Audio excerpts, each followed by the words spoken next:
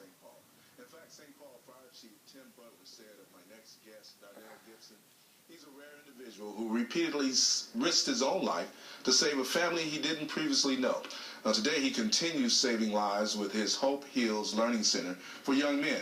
I'm so proud to have him here on board with us today. Darnell Gibson to Urban Perspectives. How you doing, man? I'm blessed, man. How about you? I can't complain now that you're here. You got that fantastic smile. You're going to be doing a lot of things in your life, man. And you've already done a lot, Darnell. And so personally, I want to say thank you for what you're doing now in regards to our young people. So thanks so much. Appreciate it. Let's talk a little bit, taking you back. I know I don't want to revisit it too much, but how did you find yourself in that deadly situation where you had to save not one but 10 people from a fire? I think what really people don't realize is coming from an urban community. Mm-hmm. We actually face that every day. Yeah. And our life, we feel comfortable being uncomfortable, Mm-hmm. and that was an uncomfortable situation. Yeah.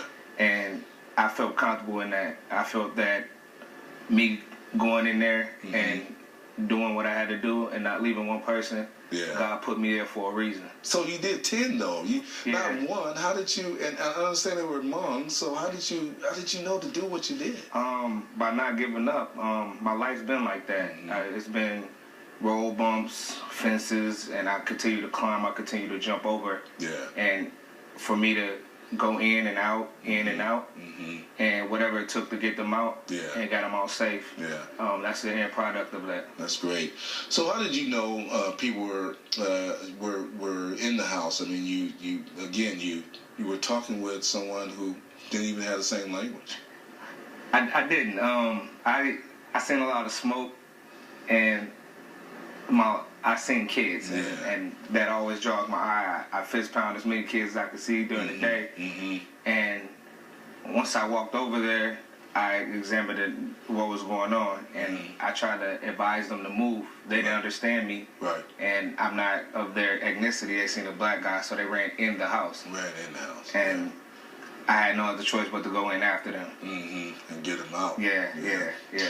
So now you have this new program you're doing that's saving lives. How did the miracle prepare you to begin this Hope Heal Learning initiative that you're working with? Talk to us about it. What is it?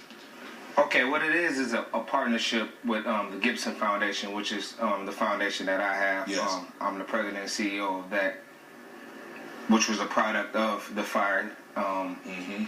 We have a partnership with JDI, Okay. JDAI, and students that are coming from Boys Totem Town. Yes. And we're trying to teach them restorative justice and teach them the things that they have seen so far, Yeah. that they have experienced, are not anything nobody else haven't experienced or haven't been a part of. It doesn't detect what their future's going to be like. It doesn't determine what you are. It Yeah. doesn't determine your future. It doesn't determine the type of person you are, because sometimes we're put in these situations that brings the worst out of us, and we focus on that so much that we forget that there's actually good in there. We're just trying to survive. So what are your goals for this program? It's new, relatively new. I know you need support. What are your goals and how do you get support? My goals are to continue to bless these kids. I want them to know that when people see me, they see them as well. And when they look at me, I am a product of what they were and what they still are. Yeah. Because I can't change the skin I'm in. When I go outside, I wear this every day. Right. And it doesn't mean that I have to be less than what I know I am. And I don't have to let whatever my background is or whatever my troubled past or my emotions for life to address it in a negative way. That's cool. So you need help. How are you getting help? People can help. We can call you. We can check out our website and then check with you there for sure. The website will be up pretty soon. It'll be gibsonfoundation.org. Yeah. Also, if you want to send an email, it's NYCE 32015 Good.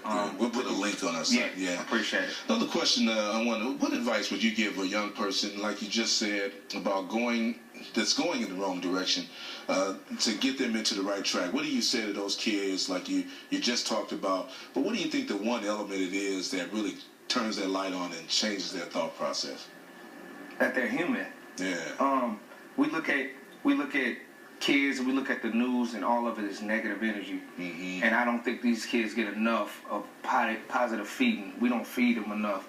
We don't just walk up to kids we don't know and just say, hey, what's up, little man? How you doing? Right. They're forgotten about because they're already addressing a negative view. So after a while, after you start feeding people, like even with the girls in school, I'm saying, hey, beautiful, hey, young lady, how are you? And you see them lighten up. It's not an everyday thing that they hear. Right. So when you walk up to a young man, you say, what's up, King? What's up, Prince? Right. You own what you walk in. The skin you walk in, the blessing that you carry, you are a king of that. Right. And you are to maintain that. I can see how that just uplifts them because I used to think to my wife, she would talk to the young kids in the skyways or whatever is showing out, and I said, you gotta be careful that way.